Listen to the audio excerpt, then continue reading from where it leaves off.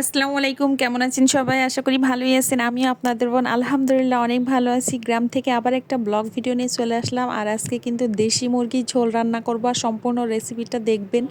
আমি একদম গ্রামে আমাদের যশোরে যেভাবে রান্না করে সেভাবে আজকে সব কিছু কিন্তু বাটাবুটি করে নিয়েছি পাটাপোতায়, আর রান্নাও শুরু করে দিয়েছি। আর এই যে রান্নাটা আজকে দেখলেই বুঝতে পারবেন। আর তার সাথে আছে কিন্তু সিটারুটি পিঠা, মানে সেই মজার একটা খাবার হতে চলেছে। তো অবশ্যই দেখতে হবে, মিস করবেন না।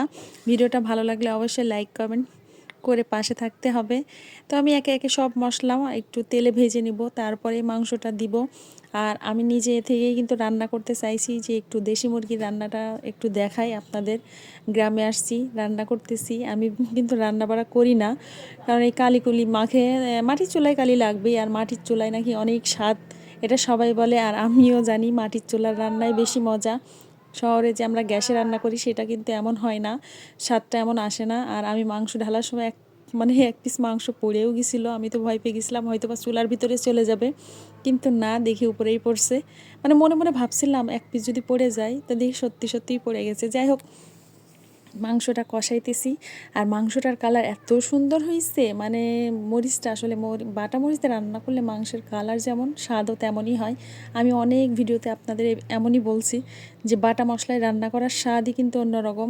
কিন্তু এবার আমি বাড়িতে আসার পরে আমার মায়েদেরও দেখছি, তারাও অনেক মানে স্মার্ট হয়ে গেছে, তারাও এখন গুঁড়ো মরিচ ব্যবহার করে। তো আমি তাদেরকে বলছি যে আমি আজকে বাটা মশলা দিয়েই, মানে মরিচ বেটেই রান্না করব। গুঁড়ো মরিচের তরকারি তো আমরা খাই সব সময়। তো আমিও কিন্তু মরিচ বেটে তারপরে রান্না করতেছি। আর আমার কাছে মানে অনেক ভালো লাগছে, এই যে ঘ্রাণটা, কষানোর যে ঘ্রাণ, এটা যে কত সুন্দর লাগে, কত মানে তখনই মনে হয় যে খেয়ে ফেলি, এত টেস্টি মনে হয়, ওই ঘ্রাণটা ভালো লাগে।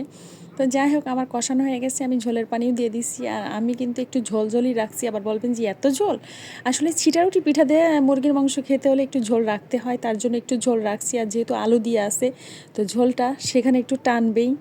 আর মা ছিটারুটি পিঠা বানাইছিল, মায়ের হাতের পিঠা, মায়ের হাতের রান্না, আমার মনে হয় সব মায়েদের হাতের রান্নাই অনেক মজা, অনেক ইয়ামি হয়। মা ছিটারুটি পিঠা বানাইছে, সেটা দিয়ে মুরগির ঝোল দিয়ে খাইছি অনেক মজা করে।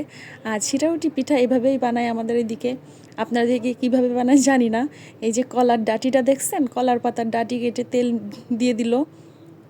আর আমার মা কিন্তু ফ্রাই প্যান দিছে একদম চুলায়, মানে মাটির চুলায় কাঠ দিয়ে রান্না করছে, তার উপরে ফ্রাই প্যান দিয়ে দিছে।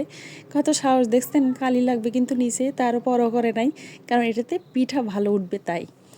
আর অনেক মজা করে আমরা খেয়েছি সবাই। আর যারা যারা ভিডিওটা এই পর্যন্ত দেখছেন তাদেরকে অনেক অনেক ধন্যবাদ। আর আমার কথা বলতে অনেক কষ্ট হচ্ছে, কারণ আমার মনে হচ্ছে আমার শ্বাসটা বেরিয়ে যাবে এমন অবস্থা। আর অবশ্যই ভয়েস দেওয়ার সময় আমাদের বাড়ির পাশের রাস্তা, গাড়ির শব্দ আছে, এগুলো সব কিছু অ্যাভয়েড করবেন। আর ভিডিওটা দেখবেন ভালো মতন, সুন্দর একটু কমেন্ট করে মন্তব্য করে জানাবেন কেমন হলো। আল্লাহ হাফেজ।